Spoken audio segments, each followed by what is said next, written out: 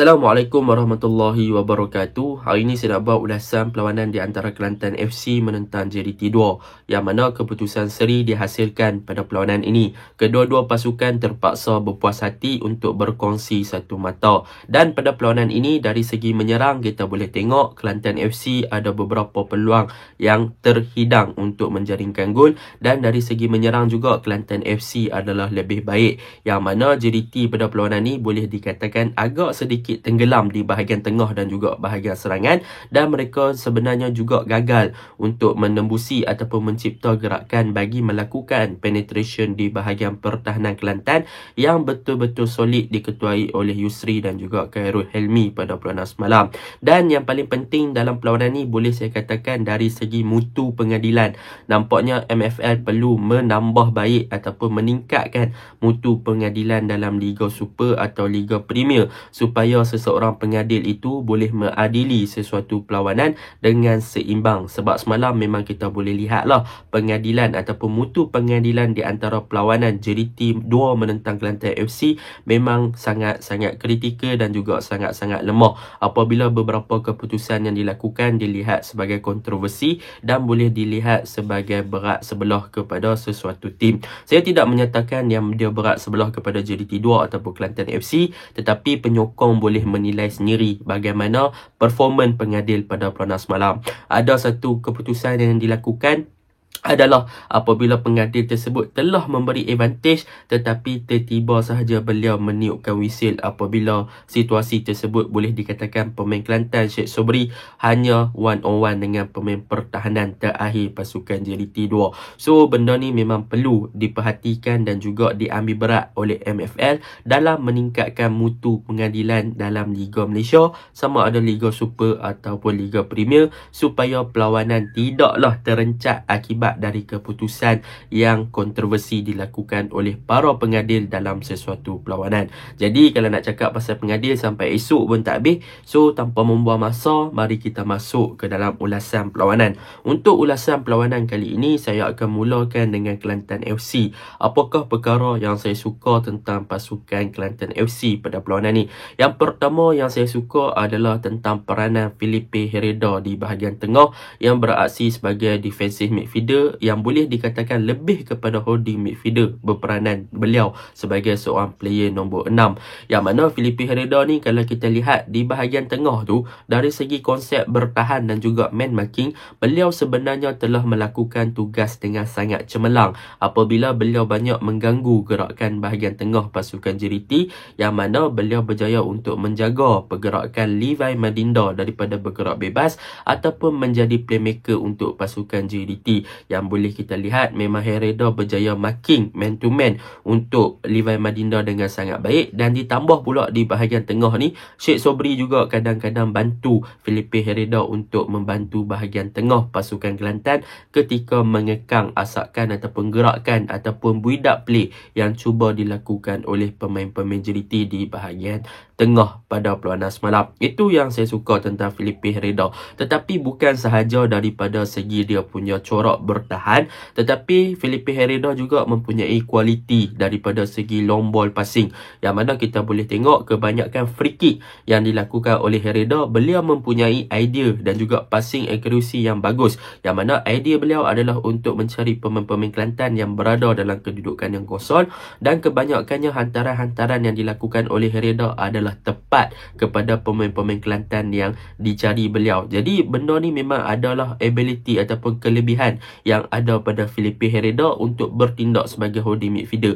Bukan sahaja bagus dari segi bertahan, tetapi dari segi distribution ball, beliau juga bagus untuk menghantar hantaran-hantaran jauh ke bahagian hadapan untuk mencari player-player Kelantan di bahagian serangan.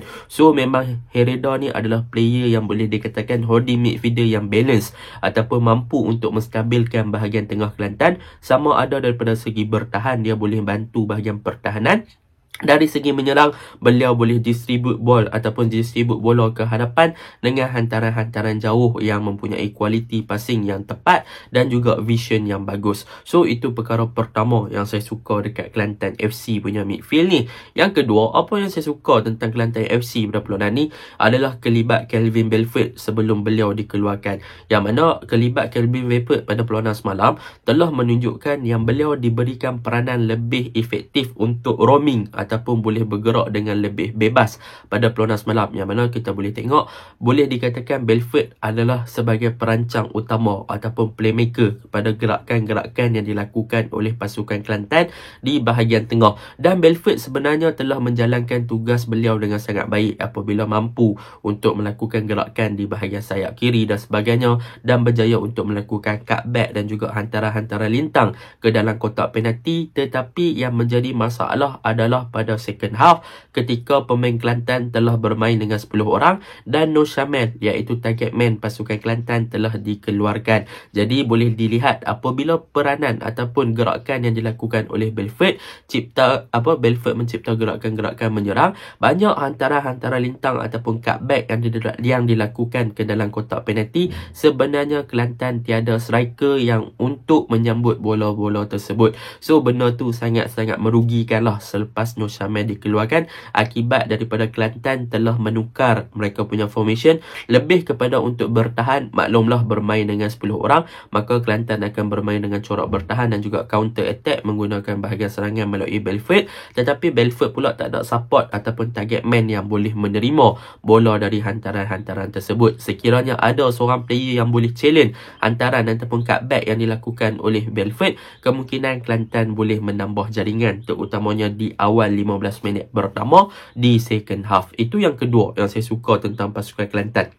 Yang ketiga, apa yang saya suka tentang pasukan Kelantan ni adalah daripada fluidity mereka ketika mereka ada 11 orang, yang mana mereka menggunakan formation 4-3-3 dan mereka akan attack menggunakan bahagian sayap ataupun lebih kepada pembinaan game di bahagian tengah dengan ball position, yang mana kita boleh tengok Nur Syamel pada first half bertindak sebagai hold up play. Beliau berjaya menjalankan tugas sebagai player yang beraksi di bahagian serangan untuk hold up the game dan juga untuk create space pada rakan-rakan di bahagian winger. So beliau berjaya menjalankan tugas tersebut dengan baik. Gandingan beliau dengan Belfort di bahagian serangan berjaya link up dengan baik. So tu kita boleh tengok di first half gerakan-gerakan pasukan Kelantan ketika bermain dengan 11 orang nampak lebih teratur dan lebih tersusun, dan tercipta beberapa gerakan yang menarik ke arah gawang pasukan JDT 2 dan kebanyakannya berakhir dengan mendapatkan corner dan sebagainya lah, bukan percubaan.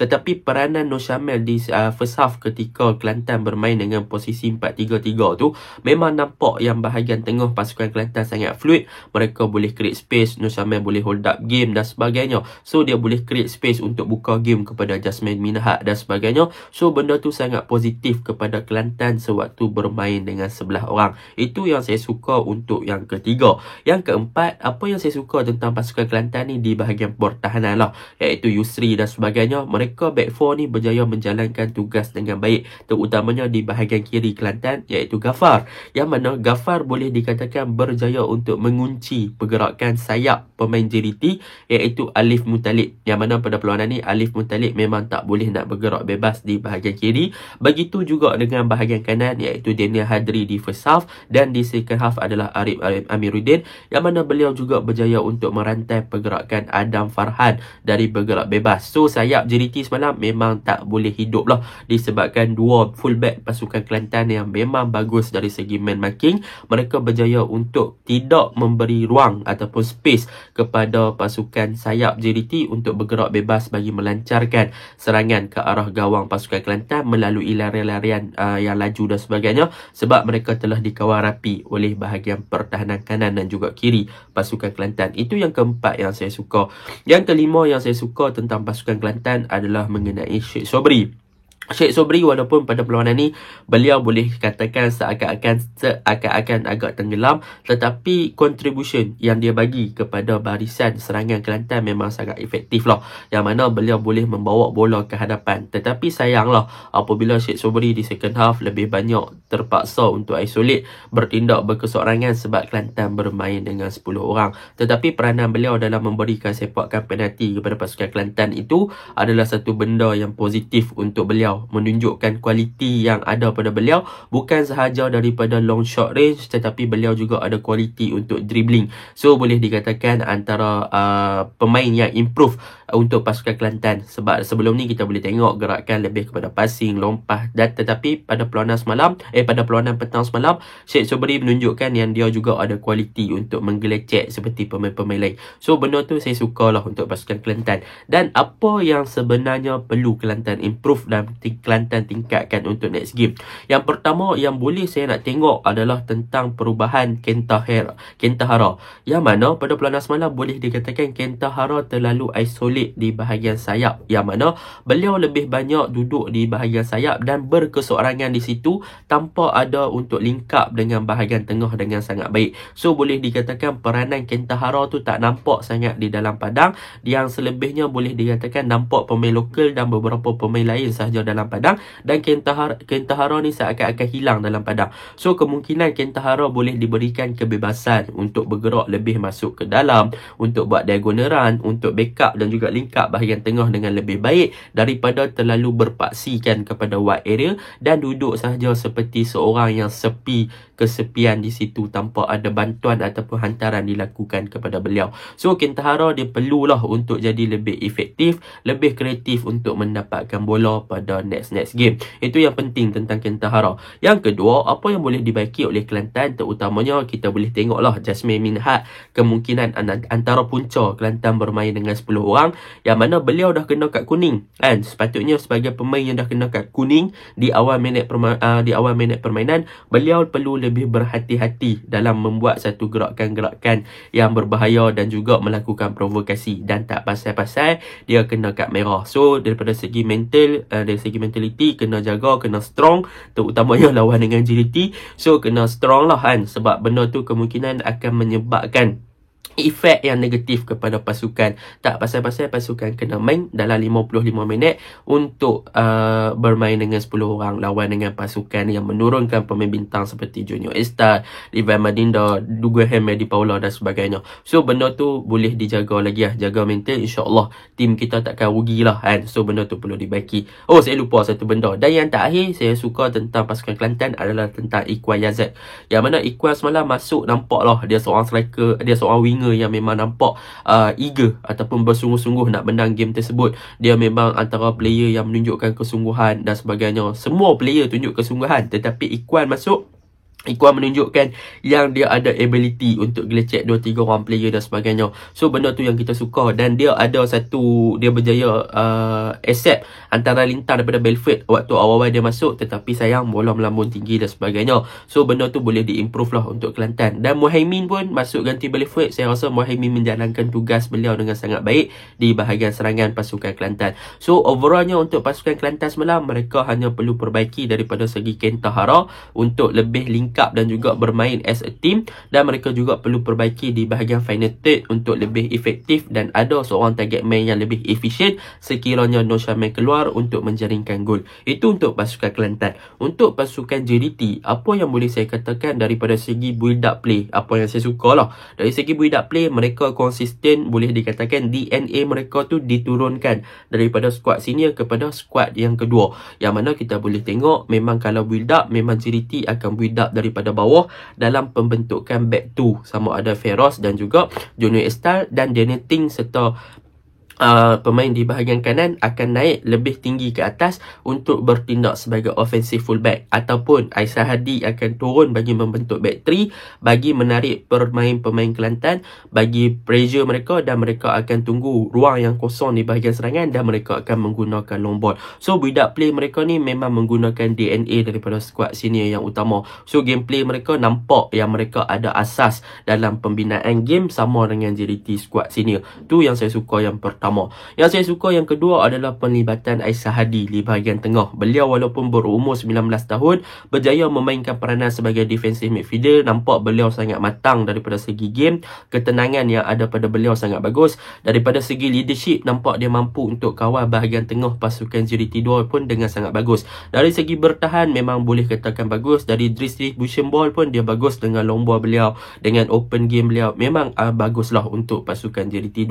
Tetapi kekurangan JDT2 semalam boleh saya katakan kemungkinan besar akibat daripada perubahan pemain-pemain senior dan juga gabungan pemain-pemain muda. Nampaknya mereka seakan-akan tiada keserasian yang boleh membentuk satu tim yang solid untuk menentang Kelantan FC, yang mana banyak gerakan-gerakan ataupun movement yang mereka cipta di bahagian tengah banyak sangkut. Mereka punya passing lane dah ditutup, banyak gerakan dilakukan di bahagian serangan, tak boleh nak catch up antara Diri Syam dan juga Guilherme Di Paula. Adam Farhan dengan Guilherme Di Paula tak boleh nak link up dengan baik. Alif Muttalib dijaga dengan rapi. Syahmi Safari tak bagi full support kepada Alif Muttalib. Daniel Ting tak bagi support kepada Adam Farhan sangat. Tetapi Daniel Ting antara player yang menyelah lah untuk pasukan JDT2 semalam dengan gerakan-gerakan yang dilakukan di bahagian kiri dan sebagainya. Tetapi overall JDT2 semalam nampaklah yang mereka struggle dan mereka masih lagi adapt untuk memahami antara satu sama lain punya corak permainan ketika menentang Kelantan FC akibat perubahan yang boleh dikatakan agak ketara dalam skuad utama mereka apabila menurunkan beberapa pemain-pemain bintang yang boleh dikatakan digabung pula dengan player-player muda. So mungkin lebih kepada exposure untuk pemain-pemain muda ni catch up dengan pemain-pemain utama skuad JDT. So benda tu akan ambil masalah untuk improve dan itu pun game pertama mereka bersama. So saya mengharapkan lebih banyak daripada JDT2. So itu saja ulasan saya. Assalamualaikum.